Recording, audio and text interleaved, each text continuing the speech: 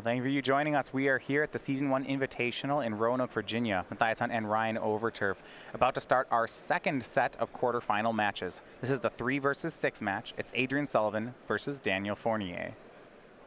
Sullivan, a perfect 8-0 record in Modern to this point, 4-0ing both legs, day 1 and day 2. On the play, by virtue of being the 3rd seed, that'll certainly come up here. Both decks are playing discard spells. You certainly want to be the one firing yours off first. Yeah, and Adrian, so much style here in his deck choices and deck builds for this tournament, you'd expect nothing less. Lantern Control is his weapon in Modern. In Standard, played a Teamer control deck. It was basically a blue-red control deck with a creature plan of Tireless Trackers, Gnarlwood Dryads in the board, and even played Metallurgic Summoning. And the way this deck won is just by stopping your opponent from playing Magic. Metallurgic Summoning was just a way to actually remove them from the game. Yeah, but what style for doing it. We saw him win multiple games on the weekend with that. But it really was Lantern that carried him through this tournament. As you mentioned, the perfect 8-0 record, not even a draw with this deck, which that's pretty impressive. Right. Winning 8 matches, impressive in itself. No draws with Lantern, another achievement. Adrian will be on the play. So a lot of times with this Lantern deck, it's these early turns that are the most crucial. I gotta say, it would take me a long time to figure out what a keepable hand looks like with this deck. You deal me 2 lands, some colorless, maybe some produce colored mana. You know, even give me a Blooming Marsh, make it easy. A Codex Shredder and a Lantern. I don't know if that's good. Spire Industry, Mox Opal for Adrian. And you're right, it's hard because there's so few cards that are, I guess, traditionally good in the deck. Mox Opal, however, that one is a clearly good card. One of the more powerful cards in Modern. Codex Shredder for Adrian. He can't use the Mox Opal just yet as he has only 2 artifacts. We'll go over to Daniel's side. Now, it looks like Adrian does have an Ensnaring Bridge in his opener. He mentioned in these first pre-board games, there's no answer to it on the board. Fortunately for Daniel, he has a copy of Thoughtseize in the opener. Unless Daniel has another discard spell and or a Stubborn Denial, gotta imagine he'll be reaching for that bridge. Looks like Daniel does have a couple discard spells here, though, so there are several potential options here. You got Ancient Stirrings, looks like 2 Inquisition of Kozilek and Ensnaring Bridge. Yeah, so Adrian's going to be set up here to fight a discard fight. Interestingly, because there's no more artifacts in Adrian's hand, that Mox Opal is actually not working just yet. His deck pretty capable of drawing out of that, and you see he was left with the Ancient Stirrings. The Spire of Industry can make green mana. He does control artifacts. Adrian drawing another Ensnaring Bridge, looks like, for the turn. He'll cast Ancient Stirrings. Just needs to get up to that 3 mana. If he can stick 1 on the board, it's a big win for Adrian. That always seems to happen, right? You Thoughtseize your opponent and then they draw the card. Yeah. Happens every time with Vendilion Click. That card's just a 3-1 flash. You get to see their hand. That's true. It's going to be Glimmer Void that Adrian takes off of Ancient Stirrings. He'll play the land, and then Inquisition of Kozilek Daniel back. We see from Daniel, Snapcaster Mage, Gurmag Angler, Liliana of the Veil, 3 lands. Pretty flooded here for the Grixis Shadow deck. This deck plays fewer than 20 lands, 18 in most lists. I believe that's what Fournier, 19 actually this weekend for Fournier. And if that last card that Adrian picked up with the draw step is another Ensnaring Bridge, this is a tight situation for Daniel. He may not be able to get it out of Adrian's hand. You see Snapcaster Mage the take from Sullivan. You know, the 2 things he was looking at, it will be pretty easy for Adrian to deal with the Gurmag Angler. His plan is Ensnaring Bridge. If he doesn't get that, he can't win this game anyway. So you look at Snapcaster Mage and Liliana of the Veil. If he finds Pithing Needle, which his deck's pretty good at finding, he has all the Ancient Stirrings, that makes Liliana of the Veil a non-issue. The Snapcaster Mage can flashback discard spells, Stubborn Denial, what have you. I guess you're right. We mentioned that Liliana of the Veil is an answer-ish to Ensnaring Bridge, and if Adrian makes Bridge, Daniel will have Liliana to respond. Fetch Shock for Fournier. His draw for the turn was a copy of Street Wraith, and it looks like he's trying to get a land out of his deck before cycling the 3-4. He definitely does not want to draw any more lands from here. That much is certainly true. Yeah. Another discard spell would be just about ideal for Fournier here. His hand right now, Liliana, Gurmag Angler, a pair of lands, and a Street Wraith.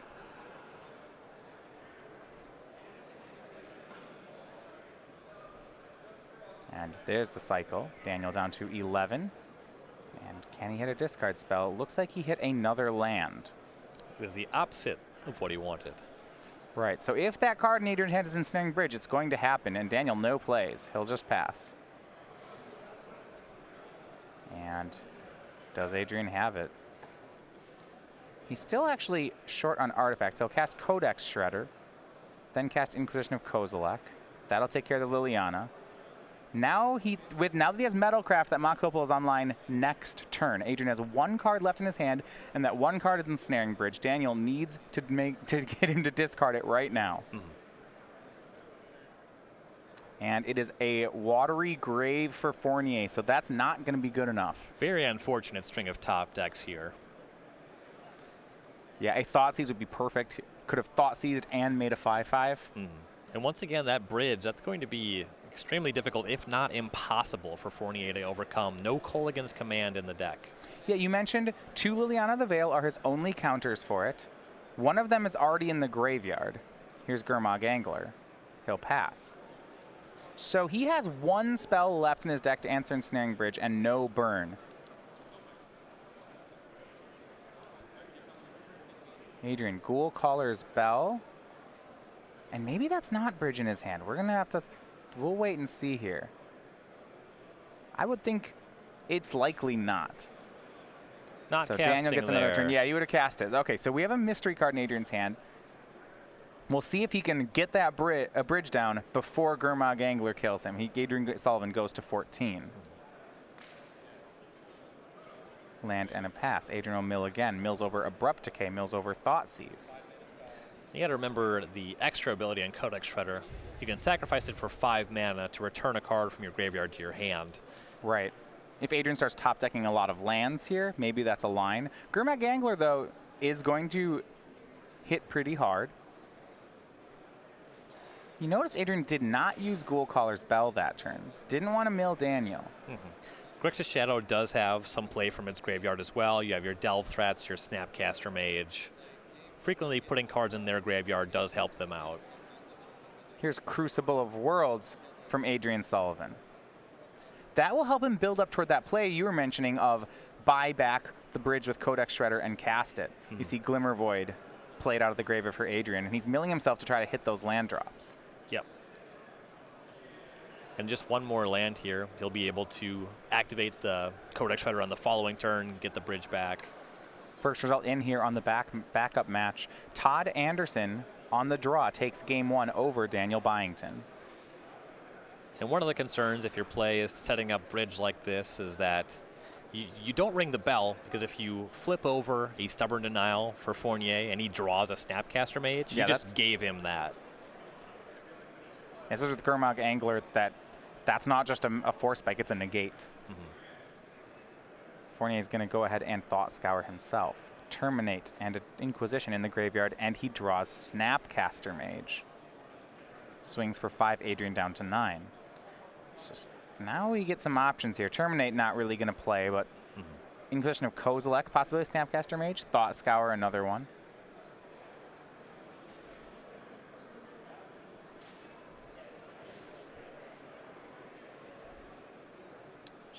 Daniel, another land. He'll shock down to 9. It's going to be Snapcaster. We'll see which 1-mana card he picks. Actually, Tasigur the play. Oh, Tasigur. Okay. So that actually is 9 power. This means that plan of Codex Shreddering back a bridge and casting it, that's not fast enough anymore. Right. Fournier now has lethal attackers on the battlefield. Sullivan needs an Ensnaring Bridge right now. Ghoul Caller's Bell, Codex Shredder, Thoughtseize. These are all milled into Adrian's graveyard.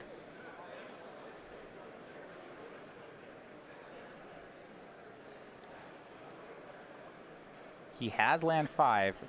If he had more time, he could set up this bridge. Not clear that he does. He'll Ghoul Caller's Bell both players in his upkeep.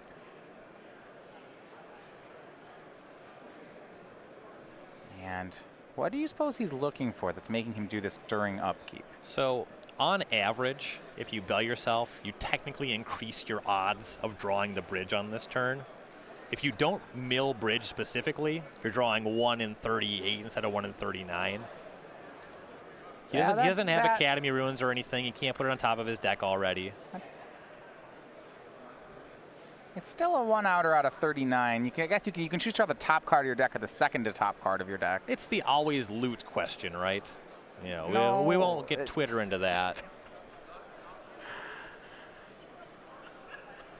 And now he's shredding himself, but he shreds himself into the ensnaring bridge. He can't do anything. He can't get that back and pay for it on this turn cycle. Here's Academy Ruins into the graveyard.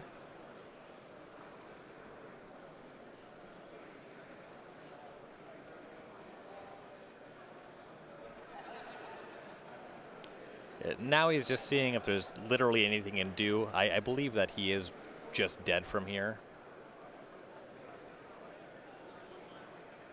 Well, let's see what his last card is. Something, I guess Abrupt Decay doesn't really help him. Right, he had a 6-mana threat and a 7-mana set threat on the other side of the battlefield. Nothing like go for the throat in the deck. He does play some main deck Collective Brutalities. Okay, that could gain him life. That could gain him 2 life points. Then he could Academy Ruins back the bridge. No, that would actually work.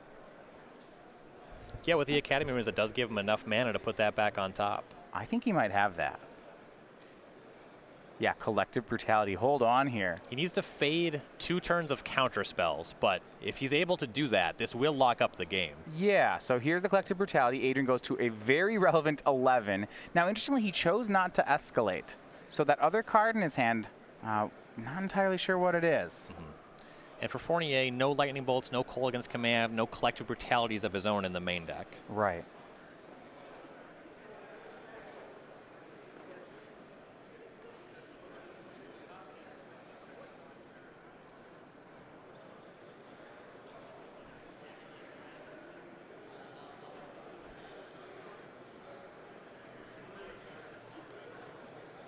Thought Scour. Fournier picks it on himself. Mills Serum Visions, Tassiger draws a card. He has a Thoughtseize in hand. That's not going to play as Adrian's setup for this bridge is Academy Ruins and then drawing it. And for main deck counter spells, it's just 2 Stubborn Denial.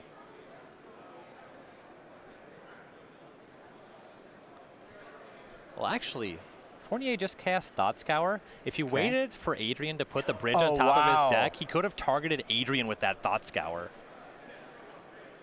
If he doesn't have a counter for 9. spell, Yeah, Adrian's at 2. That might have been a miss from Daniel. Yeah, his hand is Thoughtseize in 2 lands. You're right, it can go to both players. He may have just missed that. Adrian end step puts Ensnaring Bridge on top of the deck. Does Daniel have a Snapcaster Mage? Any way to cast a Thought Scour here? That's what he's going to need. I think Daniel realizing it right now. Let's see what he has in play. Gonna crack a fetch line. This is all still on his own end step.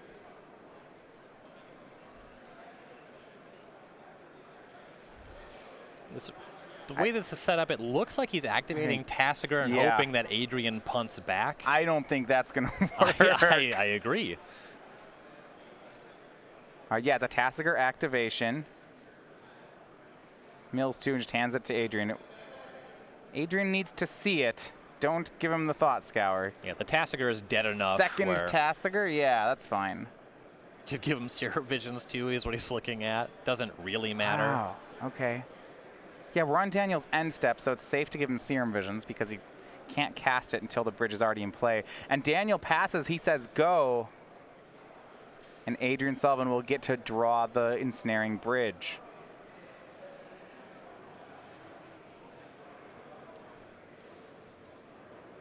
So, Inquisition of Kozilek looks to be Adrian's last card. Here's the discard spell. Serum Visions, Thoughtseize land.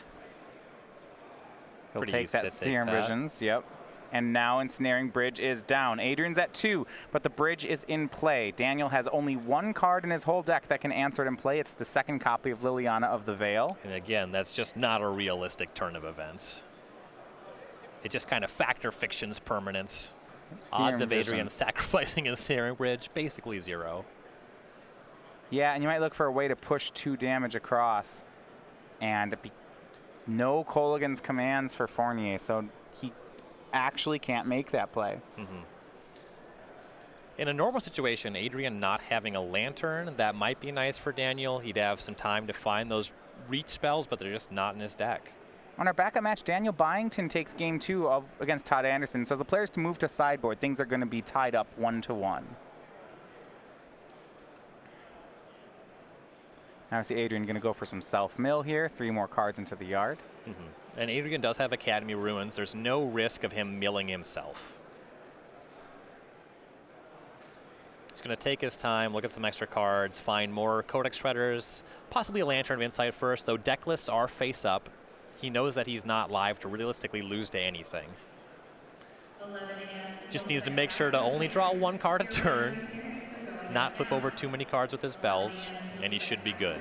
Yeah, he'll use Academy Ruins to put Lantern of Insight on top of his deck, cast it, so now has 3 bell effects with Lantern in play. This is the lock. And to be honest, he probably doesn't even need Lantern of Insight to win this game. The Ensnaring Bridge is just so safe. Daniel checking, does Adrian get to see the top card? Yes, he does. Daniel will get a Fatal Pushback in his hand. Outside of that Liliana of the Veil, though, and remember, Adrian meticulously studied these deck lists. It just, there don't seem to be outs for Fournier. If Adrian doesn't play it careful and ends up with a very small number of cards in his deck, and I mean 0, 1, or 2, and he has to put a card on top of his deck, well, I guess it's 0 or 1, and Daniel tags him with a Thought Scour, or if it's, I guess it's up to 4 and Daniel has double Thought Scour, or up to 3, rather. Right. Yeah, I mean, generally, Adrian can safely mill both players out because he has an Academy Ruins. So then when he goes to draw a card to lose the game, the Ruins will save him. That's a very small margin, a play I would not expect from Adrian. Yeah, and even on top of that, there may not be that much reason for him to get his library that low. You see now the Codex Shredders are starting to go at Fournier. And something we talked about earlier in the broadcast, we had Adrian on camera previously in the tournament.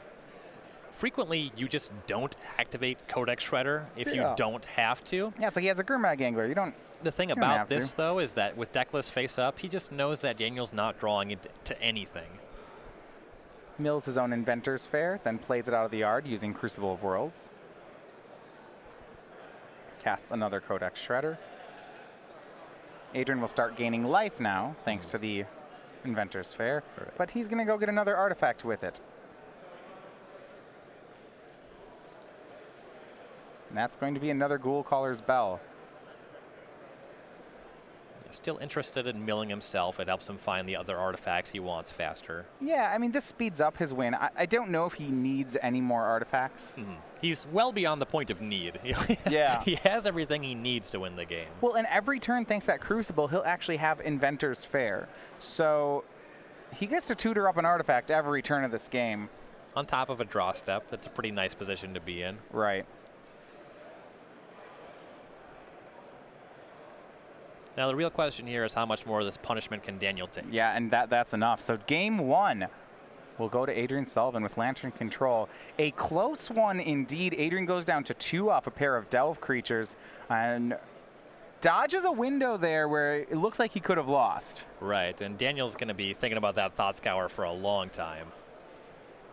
Our player's going to go ahead. So remember, because we are in a best-of-5 match, players are not allowed to sideboard just yet. So game 2, we'll put Fournier on the play. Both players still with their game 1 configurations. This time he's looking to leverage some discard spells, hopefully draw a Stubborn Denial. Right, so you're looking at, those. He did manage to successfully Thoughtseize, use a discard spell on an Ensnaring Bridge during that game. That was nice. Never found a Stubborn Denial. And there are only 2, so it's a small percentage. So then you have to look at how fast his clock was. That game, he didn't make a creature until turn 3 or 4 with the first Gurmag Angler, and eventually Tassiger joined it to knock another turn off the clock. Is that about the pace of draw we were going to expect here? Yeah, with the Grixis version of Death Shadow, when you don't have the Jund Traverse package, it can take you some time to set up a threat. I think that's about expectation. He can go faster, generally won't. So this Season 1 Invitational is the last weekend before the pre-release. Pre-release next week is the Hour of Devastation pre-release, which means, of course, we are going to have a playmat. This is the Owl of Devastation. This is being given away at the pre-release at the Star City Games Game Center in Roanoke, Virginia, and actually at stores all around the country. So you can collect this at participating stores. You can find out where they are, starcitygames.com/pre-release. Make sure to register today, as playmats may be limited. I would definitely want that one. And I have too many playmats. If I had to estimate, I must have at least 40 of them. You can never have too many playmats. You just be that guy. You just stack them on top of each other. If you could build a fort out of playmats, I'd be more on board. That's really more of a pillow game. Well, my mouse pad's a playmat. Yeah, same. I just have two playmats across my desk. Slowly, all the surfaces in my house are getting covered in playmats. Like my dresser has playmats on it now. Yeah, I definitely have the friends that just have playmats at their dining room table because it keeps the table cleaner. Yeah. Yep. That. They do not live with their significant others. I will say that. Everybody likes dragons, right? All right, game 2 underway. Both players keeping on 7. We will see Thoughtseize from Daniel Fournier. So let's get a look over at the Lantern control player's hand. He's got an Ancient Stirrings. He's got 2 copies of Lantern of Insight. He has 1 land, 1 Mox Opal, a Ghoul-Caller's Bell, and an Inquisition of Kozilek. I assume this hand is fine. You know, it's got what? It's got the Lantern, it's got a mill piece, and it's got a Mox Opal. That's got to be, and a discard spell. This is probably above average for Lantern. Yeah, I would believe it. A lot of stuff you can do for 1 mana. Won't take long to set up the Opal as well. Yeah, I mean, interested to see what Daniel takes here. If he takes Ghoul-Caller's Bell, he gets rid of the interaction of Lantern plus a mill card. At the same time, taking Mox Opal just always seems great to me. It's by far the best card in Adrian's deck. And we're at a stage of the game where you're kind of far from Adrian actually activating the Bell anyway. You know, it's going to benefit Fournier on a lot of the turns. Wow, he's going to take Ancient Stirrings. So that seems like the type of game plan where he's going to try to keep Adrian just off the card in Snaring Bridge. And he can beat the stuff already in Adrian's hand. That shouldn't really be an issue. Ancient Stirrings is the most powerful card selection spell in Modern. Inquisition of Kozilek from Adrian Sullivan. Let's take a look at Fournier's hand. He's got a 2nd land.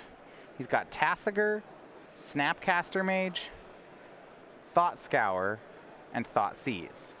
With the context of Adrian's hand, now that he's missing that Stirrings, the Thoughtseize is actually not terribly threatening. Ideally, Adrian would be casting Thoughtseize because the Tasigur is actually the most interesting thing to go for. He'll be able to cast that on the following turn, given that Daniel does have that Thought Scour. You could go for Thought Scour for that reason, though if Daniel draws another Thought Scour or a fetch land, you'll still be able to Tasigur on the following turn. Yeah, since there's no Kolaghan's commands in Daniel's deck, Snapcaster Mage loses a lot of value here. Absolutely. I'd say normally I would think you'd want to take the Snapcaster Mage. Thought Scour actually technically gives Daniel higher access to Stubborn Denial because he has that Snapcaster Mage. Right. The Thoughtseize, remember, Adrian's hand has 2 Lanterns of Insight and then a Codex Shredder and a Ghoul-Caller's Bell. So it's pretty Thoughtseize proof here.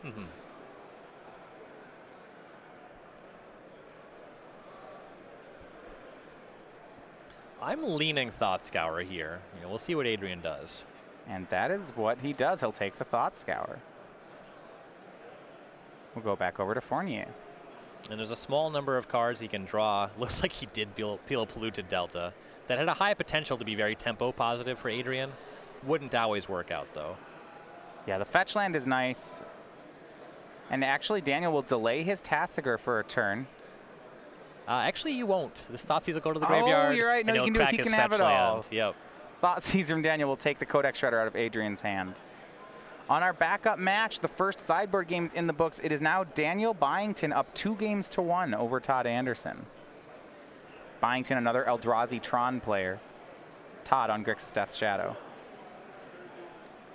So Codex Shredder gone. Fournier will go ahead and crack a fetch land, and it looks like cast a Tasigur for 1 mana. And given that none of the cards in his graveyard are Stubborn Denial, it's pretty free to exile all of these. You don't really care about those discard spells going forward. Thought Scour is okay, but yeah, you want to get on the table. I'd say losing the Thought Scour has some value, but a 4/5 is too good to pass up, and he won't. Right. If you use your Snapcaster to cast a Thought Scour, you can't flash back a Stubborn Denial anyway. Right. Ideally, he'd like to draw Stubborn Denial, then have Tassiger denial, Snapcaster second denial. That sounds like a win for Daniel. And at least for the immediate future, he is sitting pretty. A Thoughtseize from Adrian Sullivan. And then pass. Now this is interesting. He has this Mox Opal in play and all these artifacts, but Adrian continues to cast non-artifact spells. Yeah, there was a lot of incentive to get the Snapcaster Mage out of the hand. It would speed up Fournier's clock. Yeah. You see right now a swing for 4, Adrian to 14. Fournier lost his Snapcaster Mage to the Thoughtseize, but he did draw a Stubborn Denial. It's going to be very difficult for Adrian to claw his way out of this one. An interesting bind from in Adrian Sullivan's spot. He started this game on 1 land and Mox Opal. Each turn he had the option of playing an artifact lock piece or playing a discard spell. The discard spells seem so relevant because he needed them fast, but they don't build him toward that Metalcraft. And now he finds himself stuck on 1 mana. From this position, he's going to need to assemble the ability to produce 2 more mana. That can be achieving Metalcraft and a land or 2 lands. He's going to need to be able to cast at least 2 Ensnaring Bridge because of that counterspell. Tassiger will swing Sullivan down to 10. I just don't think he has that kind of time. Ghoul Caller's Bell. Adrian drew his copy of Gearpur Aether Grid. And I'm pretty sure on the previous turn he drew Crucible of Worlds, which is really not none what of he wants. these 3 mana spells. Mana's already. He'd love to just draw a land. He does assemble Metalcraft though. Casts Lantern of Insight and now another Lantern of Insight. We'll see. It looks like Daniel Fournier is just holding that Stubborn Denial for a possible Ensnaring Bridge, and I like that too. He already has everything he needs to win on the table. If he could take a turn off Adrian's clock, I think he'd be interested in that. Now Adrian has to decide whether or not he is content to let Fournier draw Serum Visions. Says sure. Top card, Bloodstained Mire. I always like it when you have cards like Serum Visions and your opponent has a Lantern of Insight. It changes the gameplay on these cards. You know, it's not a random draw anymore. It's 1 blue to draw a land. No. And for that reason, when you're on the Grixis side, frequently you'll take a little bit of time, maybe produce multiple fetch lands, get to a turn where you have multiple Serum Visions if you're allowed to. Yeah. Have a little bit more control. Serum Visions actually loses a lot of value against Lantern of Insight. Yes. It's not really a cantrip. It's just a bad card. You see, cast it in and says, yeah, you can draw a land, but if you scry something good to the top, I'm going to mill it. Yep. There's still the upside of scrying something bad to the bottom. It's just not as high. And I like this. We keep Street Wraith on top. That's one that disguises his top card. And it's something you can always use to draw in response to a bell activation. Right. Instant speed card draw can mess with the Lantern player. Another fetch land, and then Fournier looks to pass the turn. Having that fetch land in play is going to be nice. He's actually going to use it right here to shuffle the deck.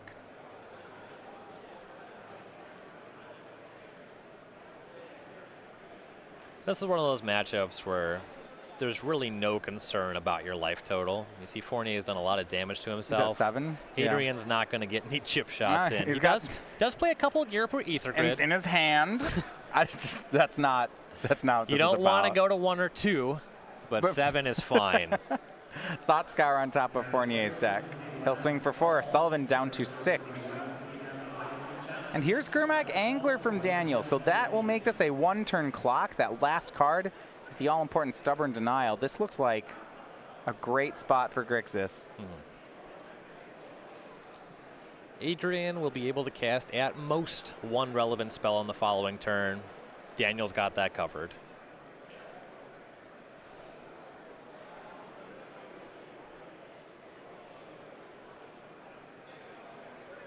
Adrian's taking some time thinking about what he can draw to if he bells himself here. Because there's a better alternative than drawing the land. And there's really not in the deck. He needs the land to have Ensnaring Bridge mana. He needs to draw a bridge on top of that. Doesn't have any way to draw extra cards from here.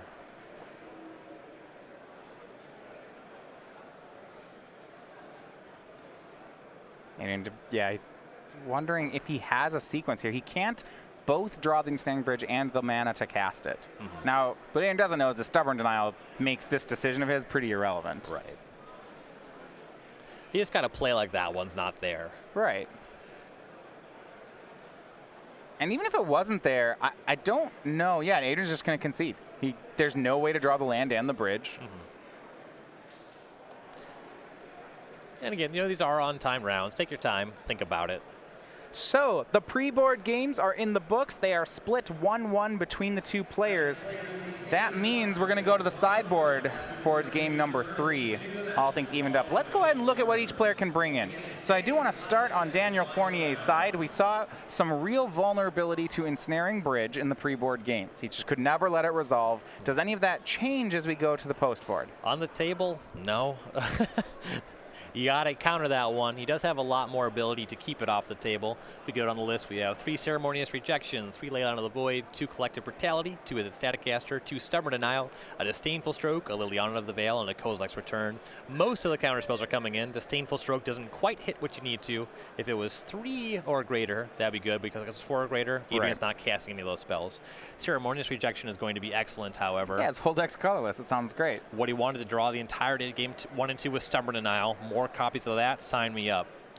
Liliana of the Veil is fine. It's really, I wouldn't be excited to go up on this card. So I'm interested in the Stubborn Denial and the Ceremonious Rejection. The card that interests me here is, how do you feel about Leyline of the Void in this matchup? I have not experimented with it. If I had no playtest experience with this, I would stay away. It shuts off some things. Adrian has the Codex Shredders. He's got the Academy Ruins. He plays out of the graveyard to an extent. Crucible. But it never seemed like Crucible was the thing that made or break, was the make or break card. Exactly. And in particular, because I'm going heavy on counter spells, I feel like I can control a lot more of his ability to play out of the graveyard in the first place. Yeah, we might see them. I think the reason we might see them, I'm looking at 4 Fatal Push to Terminate. You got to get them out. Okay, yeah, there might just be enough junk in the main deck that Leyline of the Void comes in. Right. That remains to be seen. Now on Adrian Sullivan's side, he's got a great sideboard here. He's 13 different cards. Doubles on Grafdigger's Cage and Welding Jar. And after that, here are the one-ups. Abrupt Decay, Collective Brutality, Gaddock Teague, White Leyline, Magus of the Moat. Yes, that is the Magus of the Moat, the 0/3 that makes flyers, only flyers be able to attack. Nature's Claim, Padim Council of Innovation from Kaladesh gives his artifacts hexproof. Pithing Needle, Phyrexian Metamorph, Seal of Primordium, and Spellskite. So you have some interesting things here that you might normally see Adrian bring in the dark against Grixis Shadow. So you'd have your Welding Jars and your Padims. Right. Because Daniel can't destroy any artifacts, you certainly won't be seeing Welding Jar here. Right. There's no point in that. It's all of this is going to take place is on the stack. Padim draws extra cards. That one actually might still come in. And then you have answers to all of Daniel's creatures in Magus of the Moat. That one I expect will come in here. Daniel's got to be aware and have an answer for that one. Yeah, but outside of that, I mean, there's the issue is that Daniel can sit on a ton of counter spells. They all cost 1 mana. And Adrian, say this Ensnaring Bridge, how is he going to resolve it through 4 Stubborn Denials and 3 Ceremonious Rejections? Adrian does have his own discard spells, and he can go for this Collective Brutality out of the sideboard as well. That helps him get ahead of those counters. I mean, it feels like he might have to if he wants to win the counter war. Right. And then he has a Phyrexian Metamorph as well. I don't think this is the matchup for that one, as cool as it is. Technically, if you copy your opponent's Tasigur, that's kind of like a removal spell. It's a little fancy. So we're here in the quarterfinals of the Season 1 Invitational. Now, you might ask how these players got to the Invitational. Top 8ing an SCG Open during this season would have qualified for them. On top of that, they can do it via the Invitational qualifiers. These are the StarCityGames.com events.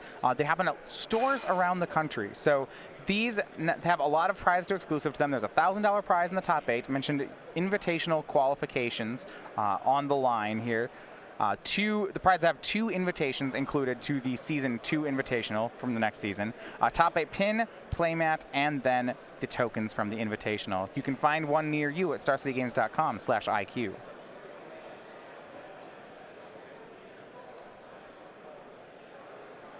It's interesting to see so much counter magic in the Grixis side of this. A lot of times I would think against this style deck, you'd be looking at artifact destruction, not this control idea. And usually you would.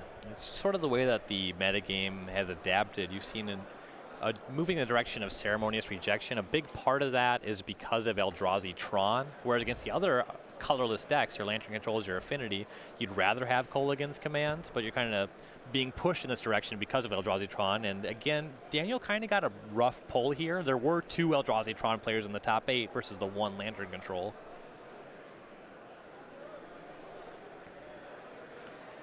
And in a lot of ways, when you look at Adrian's sideboard, it had not adapted to the counter-heavy plan. If Daniel's plan was to use removal spells and artifacts, Adrian would have an excellent sideboard plan here. But we looked at cards, you mentioned 2 Welding Jars, 1 Padim, things like that. You know, a Spellskite, a Gaddock Teague. None of those actually play. Right. Adrian contemplating a 6-card hand right now. It's so hard to mulligan against a deck with as much discard as Grixis. You are absolutely correct.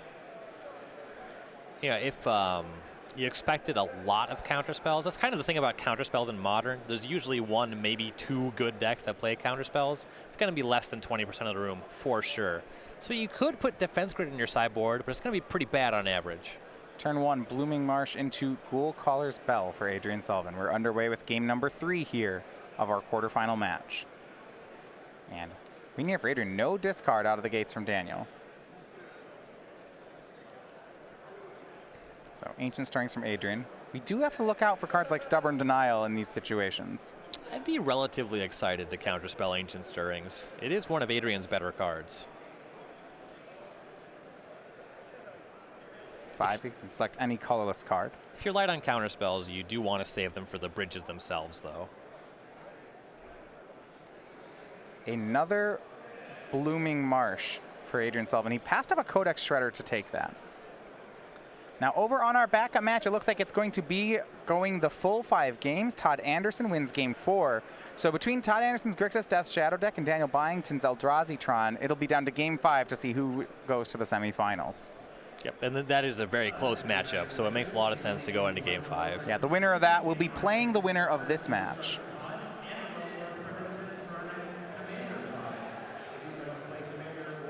So Adrian plays the land he found off Ancient Stirrings and then just passes the turn again. End step, Daniel will Thought Scour himself, building up toward some of those Delve creatures.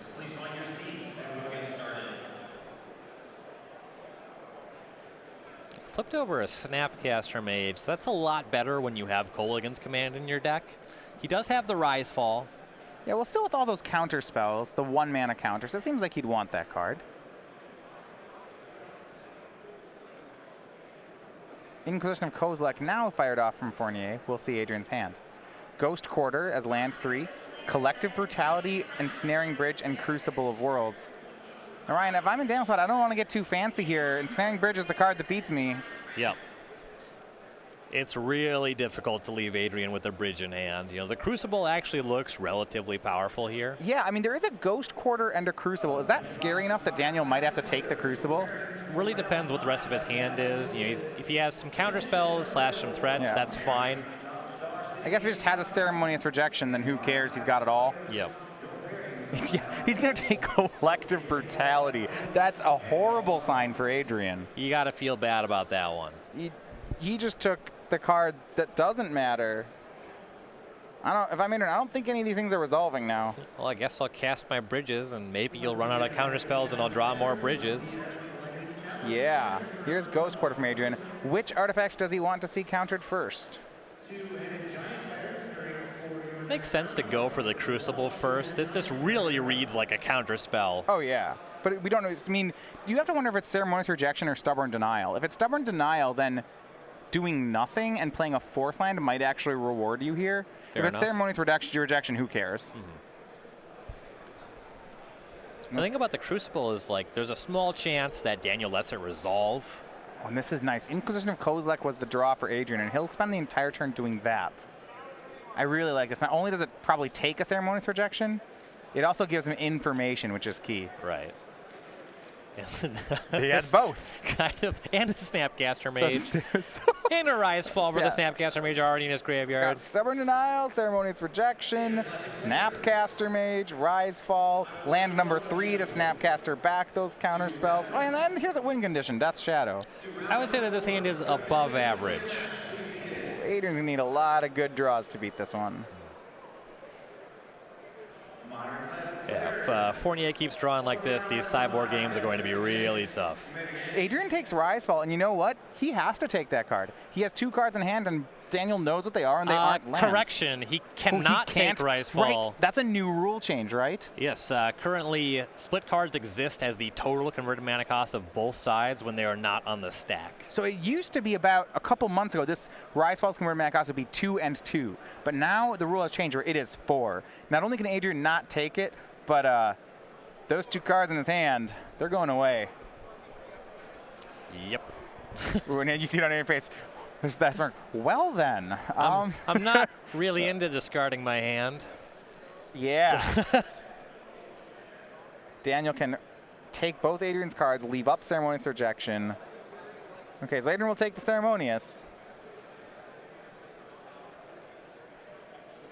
And go. Oh my. Just in case your opponent didn't see how good Rise Fall was, by trying to take it, Adrian has pointed out to Daniel that it is indeed the best play. Oh, I guess you're just going to cast him to Turok on the following turn. Yeah. Wow. That card is a lot better in Modern than it ever was when it was Standard legal. Decks are more land light. You have your Thoughtseize or Inquisition, so you know that you're hitting 2 cards. Oh, this is just so powerful for Daniel. Fetch land, Rise Fall. Discard 2 cards at random unless they're lands. I don't approve of that randomization. That could have been done better. You gotta lay out and be like 1 and 2. Yeah, and this is a high stakes event. Adrian draws, passes the turn. You see Daniel really just hiding behind those counter spells. He could have made Death's Shadow last turn, chose not to. Wants to keep up the stubborn denial he has. So now he will fetch with that Scalding Tarn back on his turn. Go to 11. And this is just perfect. He has in hand another Shockland. He can shock down to 9, cast the Death's Shadow. It's a 4/4, which is just the right size for Stubborn Denial. Just the right size for Stubborn Denial. Just 2 points too big for Adrian to be able to draw Collective Brutality and kill it. Oh, and there's still that Snapcaster Mage for the Ceremonious Rejection, and he'll have the mana for that. Not bad.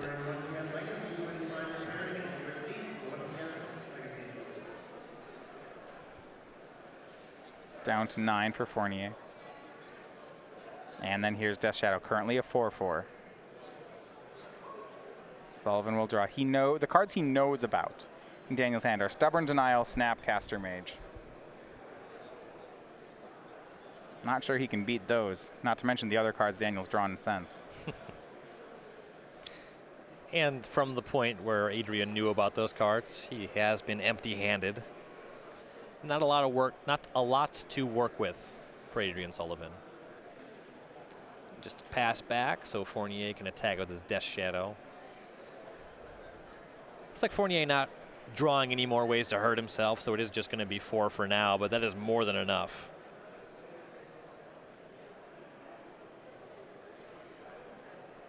Four-turn clock against several relevant interactive spells.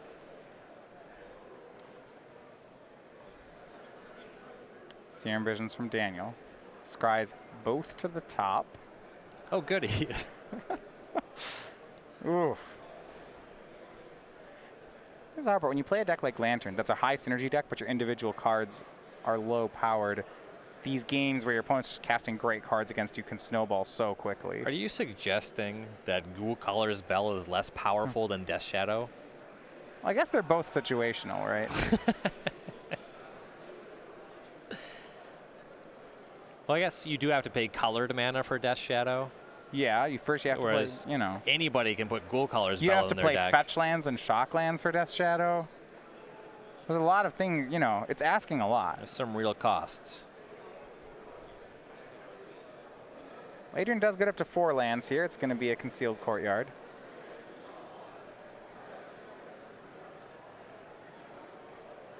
He's taking 1 hit off the Death Shadow right now. Adrian's down to 16. Make that 12 on another attack. Daniel, 6 cards in hand. Still just hanging out with that Yeah, Snapcaster Mage. just says go. Committing the Snapcaster Mage in this turn cycle does change the clock, but I don't Who feel like needs that's it? relevant. Yeah. I mean, you have this wall of counter spells. I'm not sure I want to. You're right. A turn, taking a turn off the clock is nice. I don't know that I care. I believe that Daniel has a Swamp in his hand as well. In theory, he could have cast Snapcaster, flashback, fall, left up a counter spell, but who needs to do that? We do have a result here from our backup match.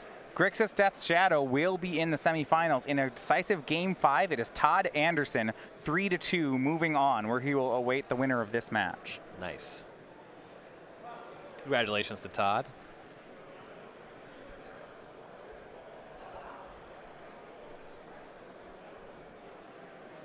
You know what that means? What's that? I am 0 for 3 in my quarterfinal predictions. I got the Todd one right on accident, so I'm beating you, but only by 1. Wouldn't be the first time I lost to the margin of error. I don't deserve it, but I'll take credit for it. Thoughtseize will take care of Adrian's Ensnaring Bridge, leaving Adrian with a land and a discard spell. Also, taking a turn off the clock, Fournier went down to 7 on the Thoughtseize, swings for 6.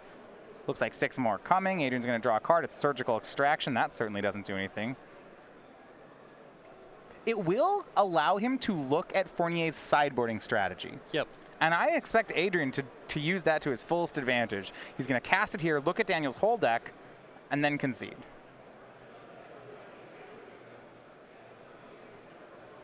Here is the Surgical.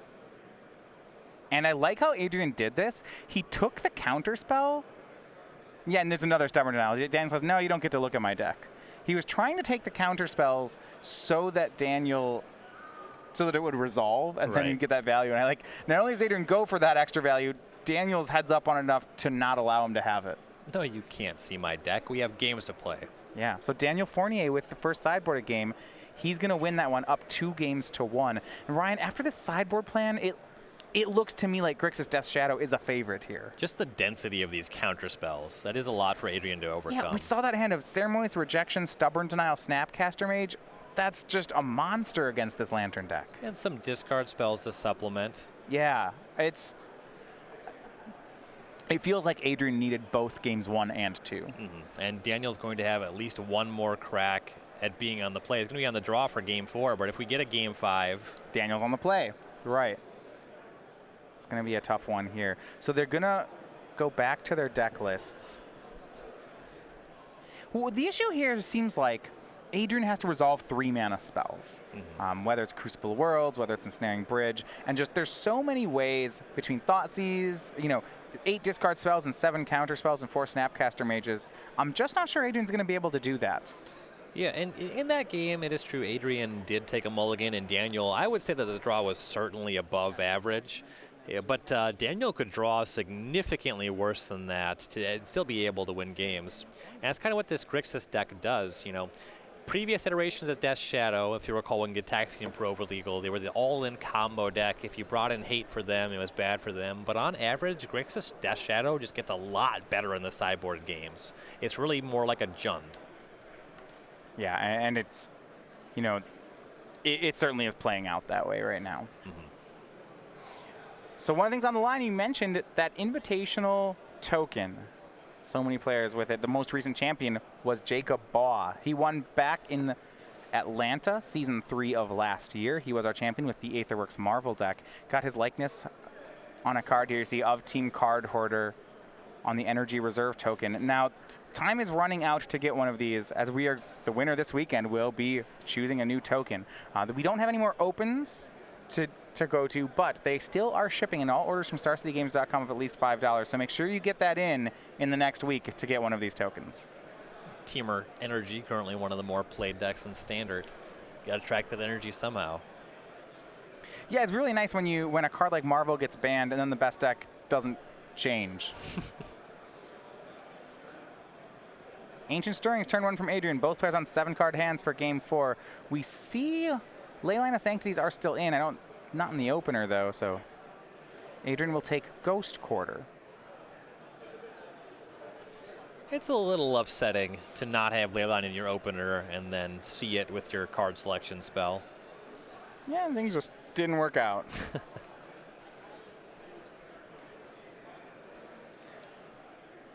And now we'll go over to Daniel's side. Last game, he actually did not keep any discard. His tournament play was just a land. But this time he'll get to see Adrian's hand. Here's Thoughtseize from Fournier. And let's take a look at Adrian's hand. He's got Ensnaring Bridge, Collective Brutality, and 3 lands. It's that Ghost Quarter he picked up, an Inventor's Fair, and a Blooming Marsh. This hand's going to need some help, and it's currently getting hurt. Well, and you're just going to see that with his Lantern deck in this matchup with so many discard spells. You know, the deck plays a lot of cards that are not real. Your opponent can leave you with a Lantern of Insight and take your other cards, that kind of thing. There are several cards in Adrian's main deck for this constructed Modern event that you would not start in your draft deck. And his draw there not helping him out any. It's a second Mox Opal. He'll cast Collective Brutality. His hand now, no real cards in it. Just lands in another Opal. Let's take a look at Fournier's hand. Maybe what does it have to offer? We see Thought Scour, Ceremonious Rejection, another Thoughtseize, Tasigur, Death Shadow, and another land. This is another nice hand. It's not as good as the last one. Yeah, that Thoughtseize is pretty dead here. But we do have Tasigur, we do have Death Shadow. It's got a good clock. It's a little weak to a top-decked Ensnaring Bridge if Adrian takes the rejection. And that's something he can work toward. Yep, a lot of reason to go for that rejection there. You do have to be a little bit concerned if you leave Daniel with the Thought Scour. He can cast a turn 2 Tasigur, which is my favorite thing to do in Modern, turn 2 Tasigur. Yeah, I mean, he's going to take the Thought Scour actually to prevent that. But it means he'll have to find a way through the Ceremonious Rejection later. Snapcaster Mage the pickup for Fournier.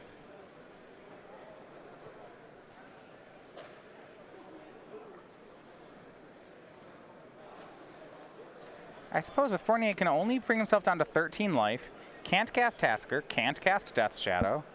May as well cast Thoughtseize, right? Yeah, mostly because it puts him to 11, so it means, I guess you could shock Thoughtseize and Death Shadow. Yeah, that seems like the play here. The Thoughtseize isn't going to get better. And that's what he's going to do. Shock to 13, Thoughtseize to 11. The concern is that there's another Collective Brutality immediately on top of Adrian's deck that would kill the Death Shadow, but then he just has Tasigur as backup anyway. And he takes the second Mox Opal, leaves Adrian with a pair of lands. So Adrian is going to need the top of his deck to help him out here. Now Daniel has to decide, does he want to make Death Shadow or hold up Ceremonious Rejection? And he says go. He's playing defense. Yeah, it certainly makes enough sense. I guess if he doesn't, because of the way his deck's configured, if he were to tap out for Shadow and Adrian top decks Ensnaring Bridge, that might just be a loss. Yeah, you can't beat that one. Very careful. You know that he won't be able to have discard spell plus bridge. You saw his hand of lands. Inventor's Fair from Adrian. That's one of the 2 lands Daniel knew about, so there's a mystery card in Sullivan's hand. Draw from Fournier. He'd love to find a fetch land with one of these draws. Yes. But cannot. Instead, it's just Death Shadow as a 2/2. And he'll say go. Slow clock from Fournier. Can Adrian capitalize? Remember that Inventor's Fair ability, the one that lets you search up an artifact, you need to have 3 artifacts in play to activate that. And Glimmer Void from Adrian. No danger of losing the Mox Opal, though. You also need 3 artifacts to gain the 1 life a turn. Yeah. And here's a Watery Grave into play from Daniel, so it's a 3rd land. He'll go down to 9. Death Shadow hits for 4. And now another Shadow from Fournier. And this is the scary part about the Grixis deck. It goes from Thoughtseizing you to killing you so quickly. It's really amusing how good non-basic mana producing or fetch land are as top decks in a lot of these spots. Another land from Sullivan. It's the Ghost Quarter. And then he's going to be in a tough spot. That Ceremonious Rejection in Fournier's hand really strong. Adrian will need something like Brutality into Bridge. A pretty tall order. Swing puts Adrian to 8. It's a 2-turn clock for Daniel. Can Adrian keep his tournament hopes alive here?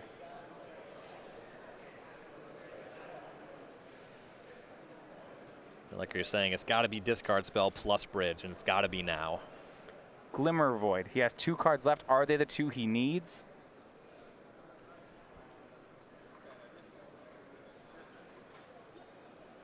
4 mana Phyrexian Metamorph. He's paying the blue for it. Currently, he would have the larger Death Shadow. Yeah, and you can't say it was rejection of Metamorph. It's a blue spell.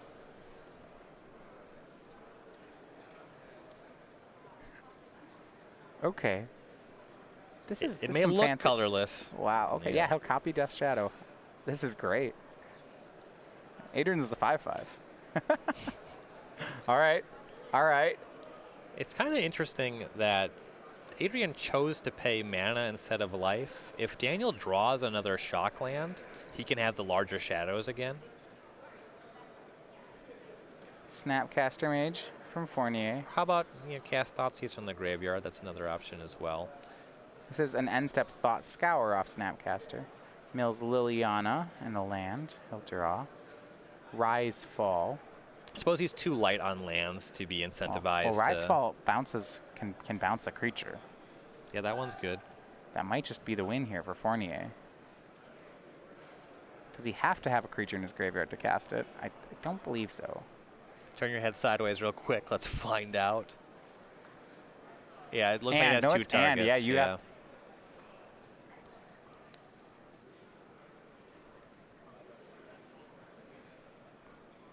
It's from a graveyard. Currently, Daniel asking a question away from the table, possibly regarding. Yeah. If Adrian had a creature in graveyard, Daniel could target it, but Adrian doesn't. Not a very creature-heavy deck. No, Metamorph's the only. No Magus of the Moat or Padim. Right. Interesting draw here. Yeah, he can't cast the Rise part of Rise Fall. You know what card he would be able to cast? Okay. It costs black-red 1. Colligan's Command. That'd be nice here. But it looks like he might win the match without it. I don't think it's going to matter. Maybe he can always just make a Tasigur. He has a Thoughtseize in hand. He'll just cast that. He's going to Thoughtseize himself. Oh, this is so good. He's going to put a creature in his graveyard? Yeah, he is. Still got that he Tasigur. is. That's pretty nice. Nice. I'm way into this. Yeah, Tasigur. Thoughtseize himself. Put Tasigur in the graveyard. Hey, there's something. Return the Metamorph and the Tasigur with the Rise half of Rise Fall. Remove Adrian's blockers. What a fancy finish here for Fournier. Is it going to be good enough? And he extends the hand. That'll do it. Daniel Fournier in 4 wins the match and moves on to the semifinals. Yeah, congratulations to Daniel Fournier. Condolences. Yeah, congratulations to Adrian Sullivan as well. Yeah, for Adrian Sullivan, a great tournament, a great run with Lantern Control.